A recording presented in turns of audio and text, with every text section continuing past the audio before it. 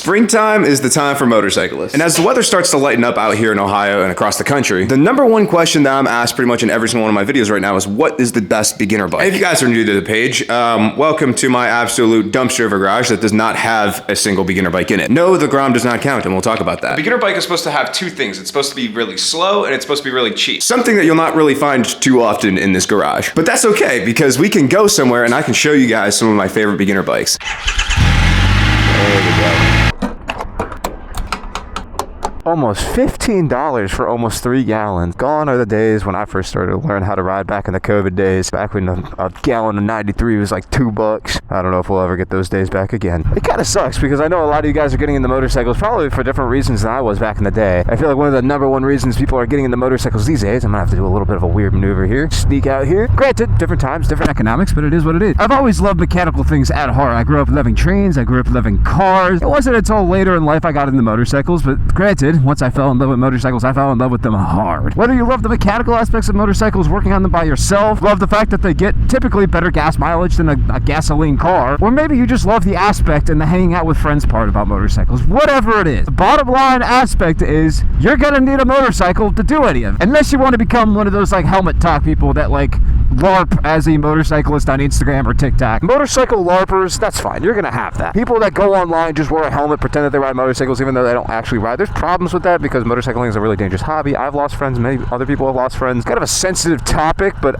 those don't really bother me. The motorcycle dancers, the people that park their motorcycles, dance in front of them, that's like, whatever. That's not hurting anybody. I've never really cared about that. The people that stand in front of their bikes and talk on TikTok and Instagram, I'm guilty of that. We do that sometimes. What I don't have any tolerance for on this page, and what I'm going to continue to try to strive for against, are the sad boys. The fools that get into motorcycling as a hobby to like express themselves as being little sad boys that hate themselves and want to slam themselves into a tree, self-described. That I want to have zero patience for this year. Motorcycling is an incredible hobby with a lot of positivity, and the people that come in here and just like scream how they just can't wait to end it all. Just like the worst type of guys. The sympathy posters, bro. The LARPers. Motorcycling is one of the most positive things that's ever happened to me in my life. And it's the guys who like in the chat who treat it like it's their personal thing to just like, oh, this is how I want to end it. It perpetuates a bad stereotype about motorcycles that they're more dangerous than what they are. There's a classy way to enjoy these things in a kind of self-indulged, dangerous way that still allows you to have your fun and like cure your own depression, which is the whole goal. Point is, I don't want to have any patience for those guys. The point is, this video is for the guys or girls that get into motorcycles because it's a cool thing to do. Because it makes you smile, because it makes you happy to get up out of bed in the morning and go somewhere. To adventure somewhere new. Not to go fast and scare people and blow people's doors off. We'll get into that in a different video on a different day. Today's video is for the dreamers, for the doers, for the people that actually want to make the world a better place. Boys, welcome to State 8 Motorcycles. These guys were kind enough to lend me some motorcycles today, hopefully. I guess we'll find out. So this way, hopefully I can give you guys a better idea of what's coming out on the market in the Big 26 beginner bike wide. Oh my god, it's so cold. Genuinely, bro. Oh my god, my hands are frozen solid like popsicles. I'm not bougie enough to own any motorcycles with heated grips, so you kind of just gotta caress the engine with your bare hand. It kind of works sometimes. Good lord. So I actually have 4 beginner bikes at my disposal today. 3 of them you can see lined up right here. I'm gonna save the 4th one for last. This is a Ninja 500, formerly known as a Ninja 400 in some markets, and this is probably the beginner bike that I have the most experience with. These lower CC Ninjas are the epitome of the beginner bikes because it made me realize something about riding. It wasn't until 6 years of riding, it took me 6 years of riding to get one of these bikes on track.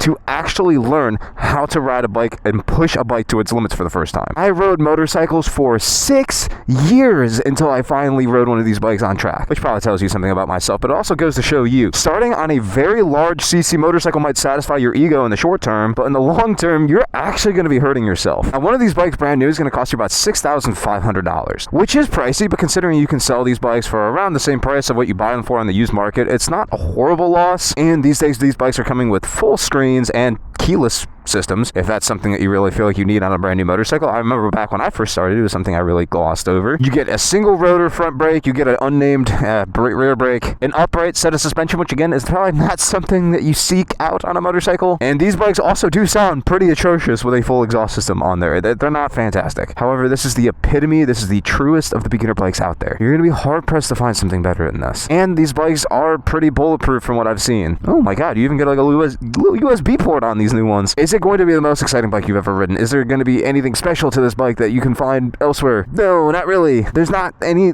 crazy incentive to buy one of these bikes. My only incentive to you to buy this over like a 1000cc bike or something like that, which yes, people legitimately tell me they want to buy a 1000cc over something like this. I'm trying to get me into a sport bike, maybe like a 1000 or something. Oh, you want a 1000 at 16? Yeah.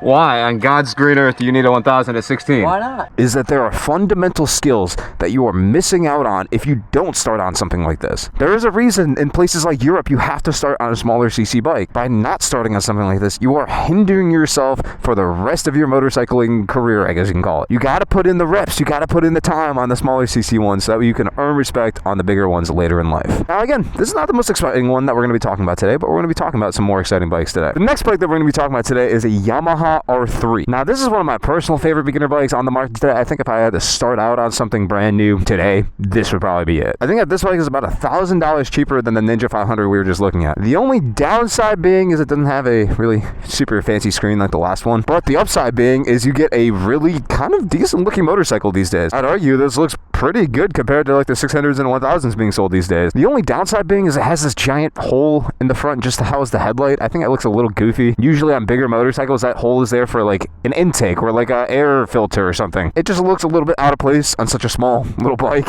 Other than that though, you're getting upside down suspension, which is what you want. You're getting a little bit more aggressive a riding position, which can feel a little bit special, especially to a beginner who's not putting on a lot of miles in a year. Again, this is going to be a motorcycle. It doesn't sound super fantastic. I don't recommend putting exhausts on your beginner bikes. I also like how they kind of added these little like rear winglets to this new one. It's not egregious like putting front winglets on a brand new beginner bike, but like on the rear side, I don't know, it's kind of a little special. Other than, I'm not a huge fan of how that looks right there. It's a steel frame kind of poking through. Other than that though, when you're sitting on the bike, it makes it feel like a very premium bike. If I didn't know what this bike was, like if I was just dropped into a random universe and I didn't know that this was a 300, I would assume that this is a higher class of motorcycle. It does a really good job of hiding what it really is, which is basically a kind of a scooter engine. I mean, that's what a lot of these bikes are, let's be honest. The point of these beginner sport bikes is to have the illusion that you're on something more. The point is to make you feel special while still riding something reasonable within your own skill class. That way you can build up into the bigger things without hurting your own ego too much. And for that, I think the R3 personally does my favorite job of it while also being pretty relatively inexpensive, while also having one of the more reliable engines in this class. The third beginner bike that I want to discuss in my video today, this is the Triumph 400. This was a bike that was, I believe, only released either last year or the year before, and I think that this is the cheapest one that we're talking about in this video today. I just wanted to give a special mention to this bike because it's not a true sport bike that we're talking about today, but in terms of beginner bikes, this is you're probably going to be honestly better off with this compared to like the R3 or the Ninja 500, and it's probably also one of the better quality, better built ones out of the ones that we're talking about. I mean, even right here, you have a detachable rear subframe that just shows you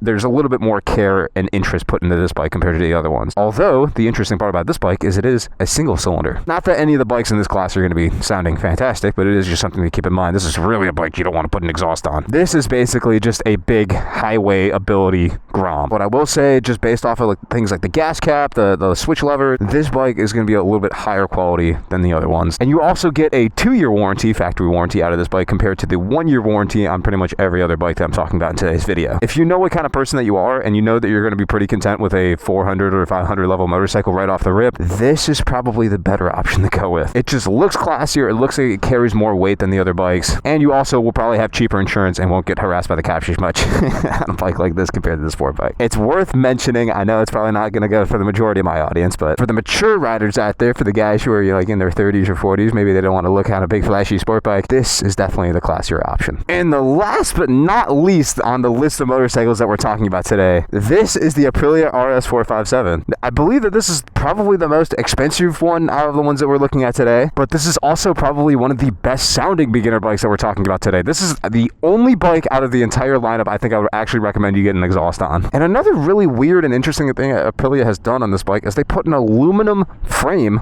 on a beginner bike. Aprilia put this like aluminum half frame, which is usually something you only see on like a Panigale V4 or like a really expensive sport bike. They put this on a beginner bike for whatever reason. As someone literally pulls in on one. I think that is someone riding theirs right now. A little sound clip. That thing does sound sick. Oh, he's figuring it out. Hey, I was just doing a video on the 457s. I was going to ask, is this your first one? First one, yeah. How do you like it? Not bad. I'm doing a YouTube video. I was talking about beginner bikes today, and that's just funny. As I was talking about your specific model, you rolled on yours. I was like, oh, that's sick. That's sick. Pleasure to meet you. I wouldn't recommend somebody buying this bike who doesn't plan on keeping their beginner bike forever. You have to think your emotions are going to change over the time period that you're going to own this bike. You could very well buy a beginner bike, get bored of it very quickly, and want to move on. Again, I highly recommend at least one track day before doing that. Again, I went 6 years without taking a beginner bike to a track day before I really figured out what these things are capable of. But if you know yourself and you think that you're going to keep your bike for a while and you plan on modifying it, working out yourself, having some fun with it, I really think this might be the best one. This video is not a paid product placement by Aprilia. I've openly said I don't like their bikes typically, but I do think they kind of nailed it with this one. Before we hop out of the dealership today, I just want to make one final point very clear to my little youngins, to my little dudes and girls that are watching this video. The bigger bikes, the 636s of the world, the Rocket 3s, the Leader R1s, they're cool bikes. Don't get me wrong. And they are not going anywhere anytime soon. You know, there's a little bit of a worry in the 2020s about like electrification, that big bikes were going to be going away. And that's not happening anymore. At least for the foreseeable future, big bikes are here to stay for quite a while. They're not going anywhere, so why rush into the big ones? Well, you can enjoy the small ones for a little bit. As a beginner, you have the excuse of you just started to learn to ride. And the only excuse I can think of wanting to jump into a bigger bike initially is because you don't want to get bullied for the small ones. And the people who would be making fun of you for that are not worth impressing anyway. So save yourself, save your ego, save your skill level, learn from my past mistakes, my own personal regrets of not starting on one of these bikes sooner, taking one of these bikes to the track sooner, and start on something reasonable. So that way you can apply the skills learned from this onto those and that and all the other bikes that they have for sale in there. Follow my advice and you will thank me later. Do you do sponsorships with anyone? No, not currently, no. It's just I've never found like a company that's been like I use on a daily basis other than these things, but like motorcycle companies aren't going to sponsor you, so it's been tough. Are you familiar with Revit at all? No. I've seen all your stuff, so. Cool. Awesome. I appreciate you, man. Thank you. All right, gentlemen. And with that, I think our business is concluded here. What you guys have to appreciate is how awesome it is to be able to hop on a motorcycle and go wherever you want. Yes, we are a little bit more restricted than the car guys when it comes to like things like weather. You know, it's more of a personal choice. If you don't want to ride in the freezing cold, you tend to not want to. But let's say it's like a 60, 70 degree day, sunny afternoon. You have more of an incentive to hop on this and go someplace because it's cheaper, infinitely more than a car. These things incentivize adventure. And that's just what I want to inspire you guys through the videos that I make, more so than the guys that post videos of them speeding and wheelies and doing the silly stuff that kind of end up restricting your freedom more so than encouraging it. The goal is to hop on this and go someplace that you've never been before, not to experience a speed that you've never experienced before, because usually what that does is end up with you in a world of hurt that you've never experienced before. These things are a practice of self-control, and the choice that you make buying your first bike is an exercise of that. The more self-control that you have, oddly, the more freedom that you'll experience. And if you're worried about missing out on the sensations of speed, I guarantee you, if you've never ridden a motorcycle before, let alone like a dirt bike or something like that, a 400 or 500 is going to melt your face off in ways that you've never thought possible. Heck, I've considered buying another one, a brand new beginner bike, just to do a build series on it so I could take it to the track and melt people's faces on it and do like a troll series. Those bikes are way more capable than you think. And to the people out there that make fun of others for having a lesser CC bike, I promise you those are some of the slowest and negative people that you've ever met out there. It's not fun hanging out with people who are full of ego. It's just like it's a constant match of who is better. It's not fun, which kind of brings me to my last point. You're gonna have to get mad comfortable with riding by yourself. It is a mistake that I see time and time again with brand new riders. They're not comfortable riding by themselves. They end up riding in these group rides and they end up getting hurt because they're not used to riding in a group, and group rides locally require a higher elevated mental of existence, and they end up slamming into each other because they're not used to it. I just want to go out and enjoy the scenery, and you should too. That's what this is all about to begin with. Come on, dude. I'm like trying to dig this key out. This is the point. This is why you don't get expensive motorcycles, because now I have to, it's broken. That's why I have to start it like this. Don't buy expensive motorcycles. They're stupid. This guy's literally waiting for me, dude, as I'm trying to start this bike. Don't buy expensive motorcycles, by the way. This is why. I am trying to start this bike. There it goes. Oh my God. It took forever. You want to see me drive off? It's not terribly loud. It doesn't get louder when I start driving off on it. Yeah. I appreciate you, man. I think they know me too. Matthew Woods. It's chill. Matthew Woods. That's me, brother. That's you. Yeah. Nice to meet you. Nice to meet you. Now have a go. It's always embarrassing starting this thing. Aren't you like one of like the biggest like bike YouTubers on YouTube? Humbly, I don't think so. Can we take a picture with you? Yeah, sure. Alright, 3, 2, 1. Alright, I got you. Heck yeah, dudes. Who was the one asking for a wheelie? Oh, wait. I got it. Oh, yeah. I'm like, be safe, guys, be safe, and you just watch me wham! I hope not, obviously, but crap, I gotta restart this. Be safe, guys. You be safe on the e-bike. Seriously. People can't hear you. They can barely hear me, and they really can't hear you, so you be careful. Alright, bye, guys. You gonna beat me! Put a smile on their face, put a smile on my face, and I'm not getting out of here, am I? Oh, Jesus. Alright, we're gonna cut this. Goodbye.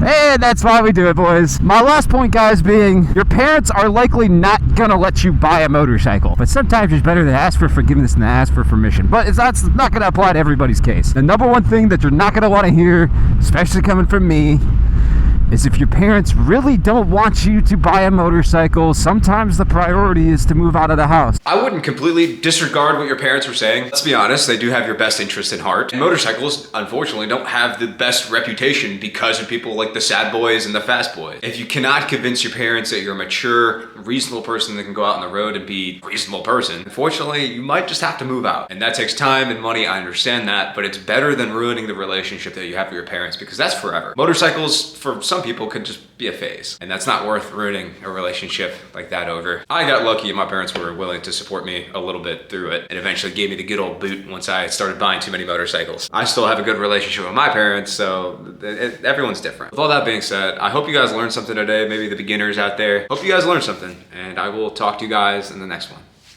Bye-bye.